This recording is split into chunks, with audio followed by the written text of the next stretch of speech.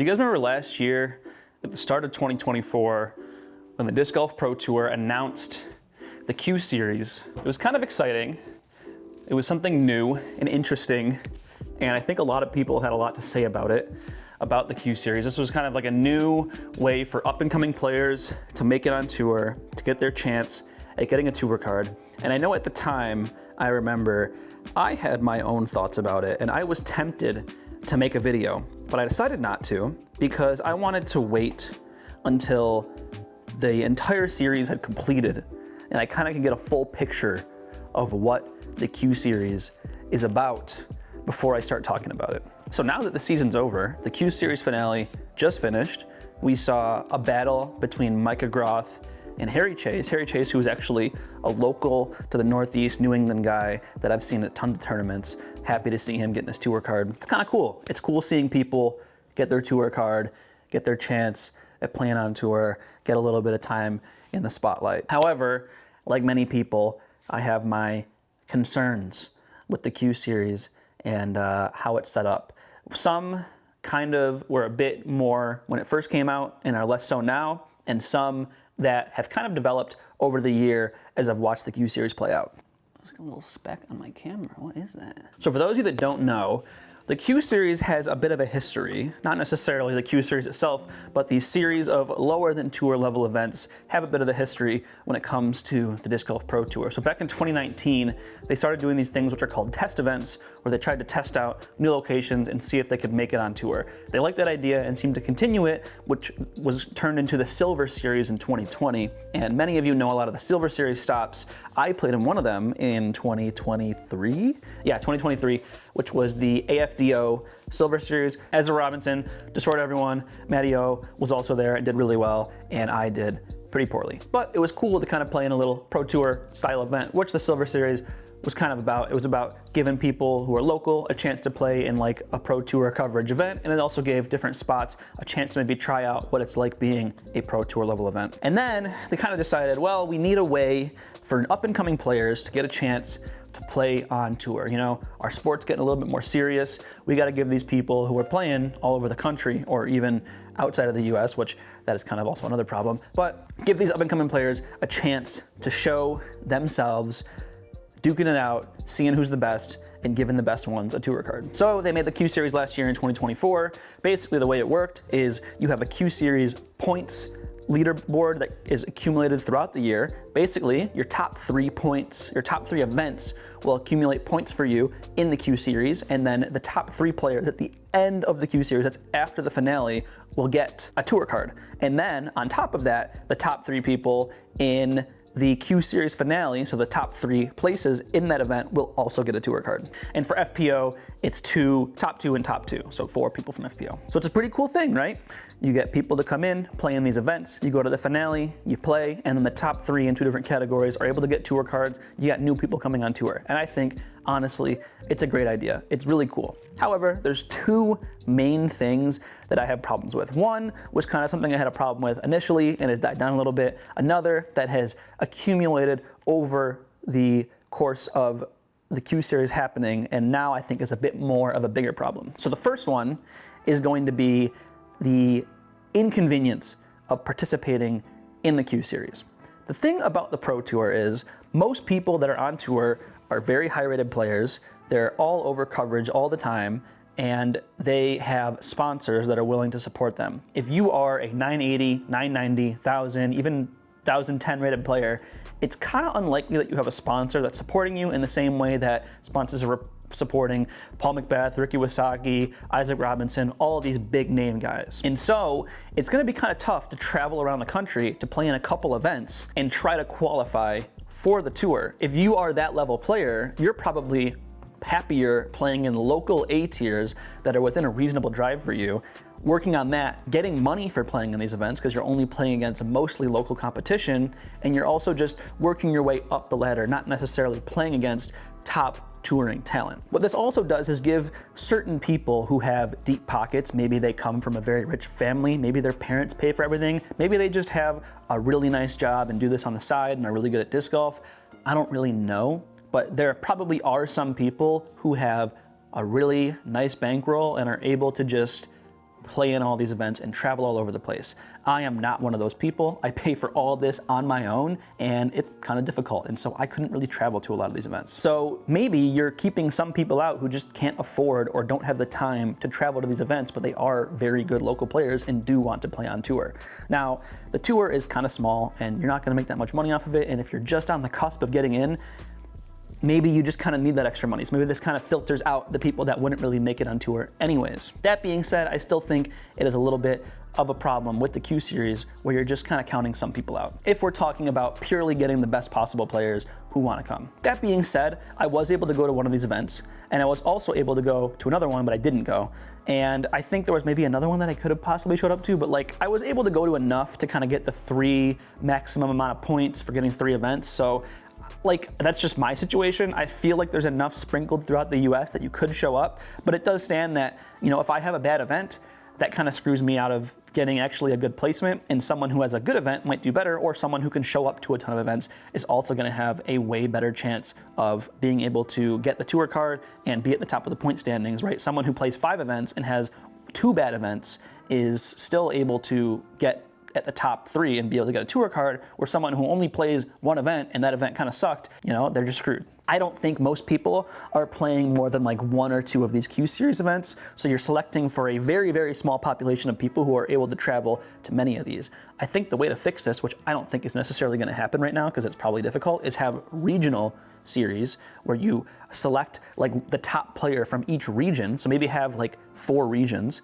You select the top player from each region. You maybe have like the Northwest, the South kind of area, the Midwest, and then all the way in like the Western and like Pacific Northwest. You could section it up however you want depending on like where people tend to congregate for tournaments, but you would allow people to play within their area and obviously do it, make sure that all the events are on the same weekend, so you can't play in one area and then go to the other, but you can play in your region's like series of events, and if you're the top player in that area, you get a tour card, and if you do really well, you can go play in the finale. You bring, you know, a certain amount, so you have a quarter of each area coming in to the finale, and then like the top 2 or 3 players in the finale also get a tour card. This allows people to not have to travel as far. It allows people, if I'm in the Northeast, I can travel across the Northeast, play these Northeast Q Series events, and maximize my value more so than someone who can just travel across the entire United States. I can definitely travel in the Northeast and play these events.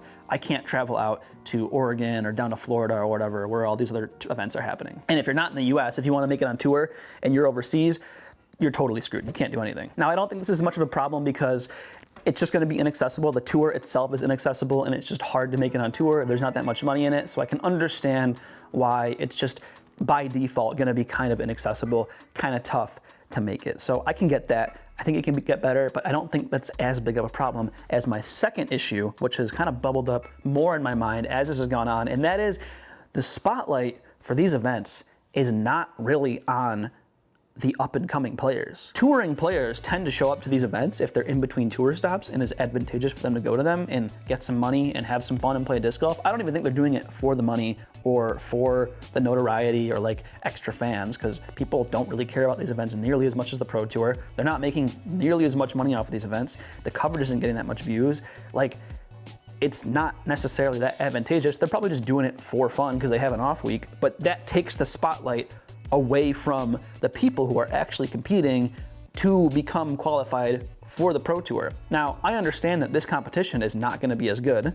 If you've watched some Silver Series events, you'll see that they're not as good as players in the Pro Tour. But that's the thing, though, is there's a market for that, I think. And if there isn't, you should try to build that market. This is kind of what the point of this is, right? It's a qualifying series. You should, if you want to make a qualifying series, that's what it should be focused on. There's a million A tiers that these local pros can go and travel to. I know that there was the one in Canada that Gannon Burr won and went and won by 12 strokes, but there was probably 4 other A tiers between, I don't know what tournament was before, but between there and Vermont that they could have went and played for, and they went and played in the Q Series, him and Alden and Gavin and all those, you know, former Prodigy guys. But if you look at the event, the lead card for the final round of the event is Gannon Burr, Isaac Robinson, Esmer Robinson, and Alden Harris. Like, is this a Q Series event or is this a Pro Tour event or this is a Pro Tour's off day, right? I don't want to go to an AHL game and the top line is all NHL players, right? Because they just had an off week or their team got eliminated from the playoffs and the AHL is still playing, right? Like, it should be about the up-and-coming players. Recently, there was the Hockey World Juniors, and that's all about guys who are under 18 competing for a big tournament. They're not top talent, they're younger guys. I mean, they're really good. They're top talent for their age, but they're not NHL players. But it's still really exciting to watch because you know they're gonna turn in 2 top players, some of them, and it's just also fun to watch from like a different perspective. People who are getting their legs under them and learning how to play and becoming top level players. It's kind of the fun of the story, is watching them compete their way up and do well. Harry Chase, who just got his tour card, it was really fun to watch him compete at that level, get his tour card. I've been watching him play locally for years. He's a very good player, and creating those storylines as they work their way up to the Pro Tour, I think is really exciting. But if you're just letting Gannon Buhr and Ezra Robinson and Isaac Robinson show up and win the tournament by 1 billion strokes, like, what is even the point? What are we doing? This isn't a Q series, this is just a random tournament. And you could say, oh, well, we need to get the coverage for it. Well, correct me if I'm wrong, I didn't see any coverage for this. Jomez didn't do coverage for it. Central Coast didn't do coverage for it.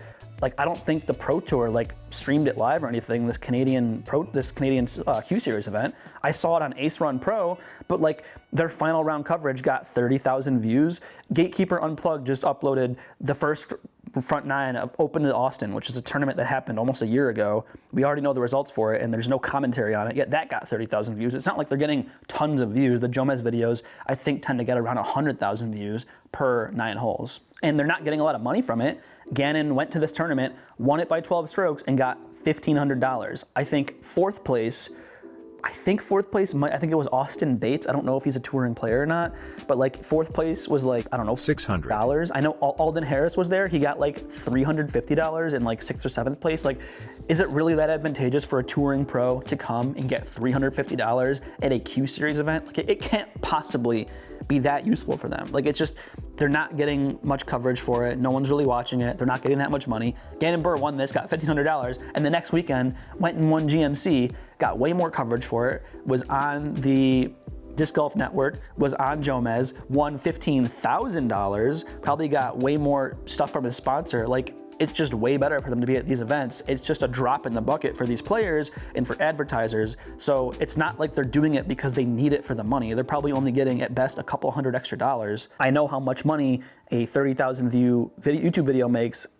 It's not that crazy amount of money. Like, I don't think they need to be like ruining, I say ruining, it's a bit dramatic, but like ruining the sanctity of what the Q Series could be, which is these up-and-coming players competing with one another and giving them the spotlight by just letting the best player in the world and all of his buddies come and destroy everybody and just let all of these up-and-coming players sit on third chase card and get absolutely no recognition, no new fans. Like, if I want to travel and play in these events and like, I don't want to get, you know, the top possible points in it, be on third card, get like $150, no one even watches it happen, I'm not on any coverage. Like, what's even the point? That I maybe get a tour card, like possibly?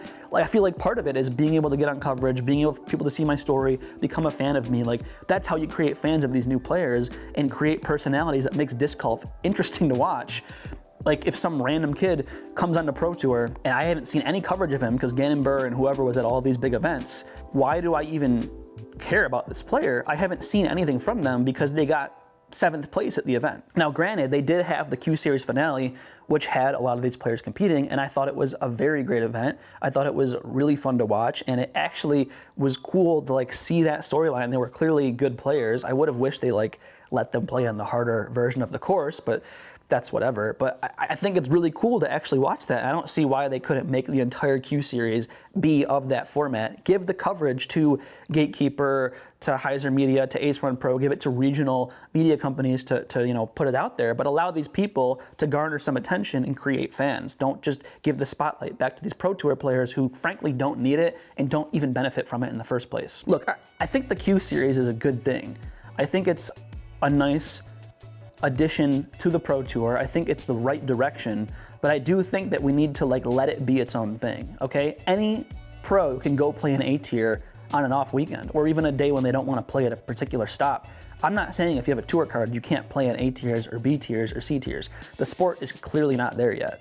I think maybe it can be in 5, 10, 15 years, but if you're gonna make a Q Series, a qualifying series, make it that, right? Gannon Buhr can't go play in the collegiate finals, right? The D3 or D1 finals, but why can he go play in the qualifying series? The best players in the world should not be participating in the qualifying series. Let it be its own thing, just like the college disc golf is its own thing. I just feel like the Pro Tour is missing the mark just a bit on what could be a good thing. Because really all this is just kind of the Tour 2.0, where people just stop and play on their off weekend. And maybe there was an event or two.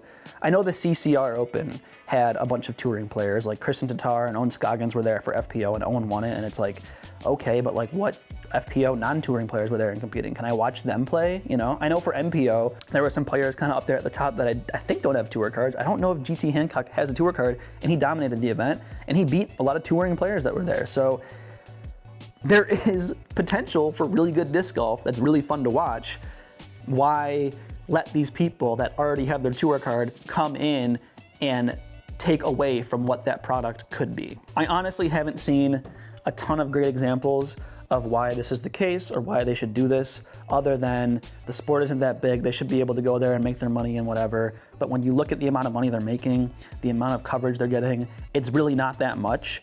Like, Alden Harris would be better off just making a YouTube video. He'd probably make more money off of it and get more coverage of himself and his friends than showing up and playing that event and being on some random, you know, local coverage that hardly anyone's gonna watch. I mean, some people did watch it, but it's not gonna get nearly as much coverage as the actual Pro Tour. At the end of the day, I think the Pro Tour just, if they want to invest in their up-and-coming talent with the Q Series, they have to do it 100%. Otherwise, I think it's just kind of a failed product a little bit.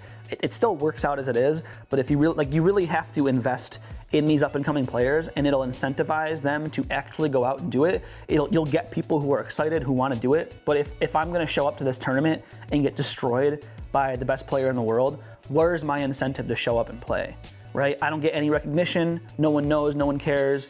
You know, maybe I can show up to the finale or whatever, but it just takes away from my incentive as a player, other people's incentive as a player, to show up and make the most of that. I think I've said all I need to say about that. It's just my opinion, so don't take it personally. If you disagree with me, feel free to let me know, and I'll argue about it with you in the comments. I'll see you next time. Peace.